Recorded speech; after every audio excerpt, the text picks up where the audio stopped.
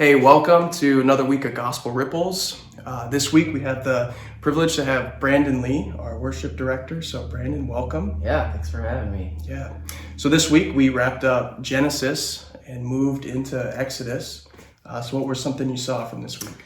Yeah, so this week I just kind of think of the culmination of the story of Joseph and how the story of Joseph just brings so many of the characteristics of Christ to life, right? We see forgiveness, redemption, reconciliation, restoration, all those things that kind of point us to the person and work of Christ, and that it really mirrors the gospel, the whole story of Joseph. And this is all really summed up in Genesis chapter 50, verse 20. I'll read it. It says, "As for you, you meant evil against me, but God meant it for good, to bring it about that many people should be kept alive as they are today." And so the story of Joseph to me really screams about the sovereignty of God, how he is over all things, in control of all things, that in every situation God is king.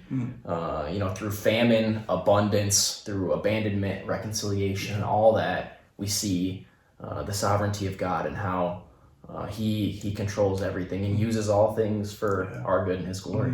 Yeah, that's great.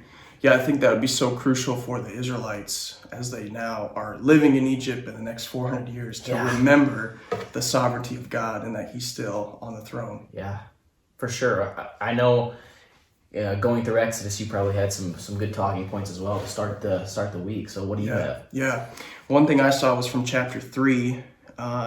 Definitely we see the sovereignty of God here all throughout Exodus, but saw the salvation of God. Chapter 3, God's talking to Moses, and verse 7, God says, "I have surely seen the affliction of my people who are in Egypt, and have given heed to their cry because of their taskmasters, for I am aware of their sufferings.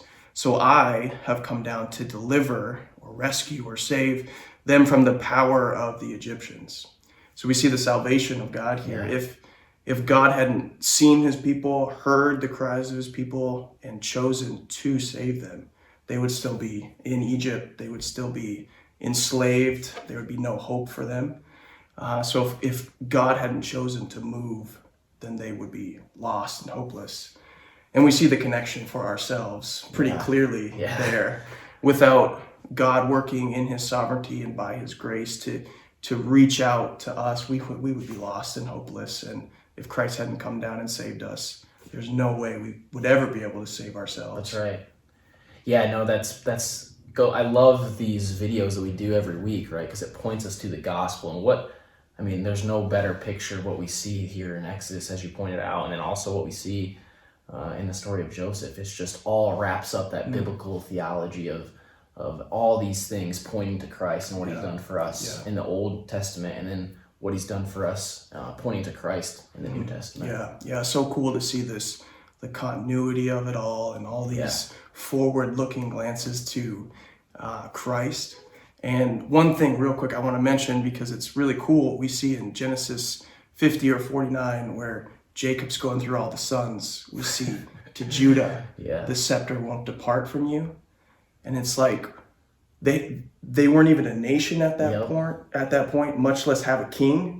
But right there we see, okay, from the tribe of Judah, there's going to be a king who's going to rule forever. Yeah. It's just all these connections to Christ. Cool. It's really cool. Yeah, so cool. Well, make sure you keep digging into God's word and share these gospel ripples that you see with others. So thanks for being with us this week. Yeah, thanks everybody.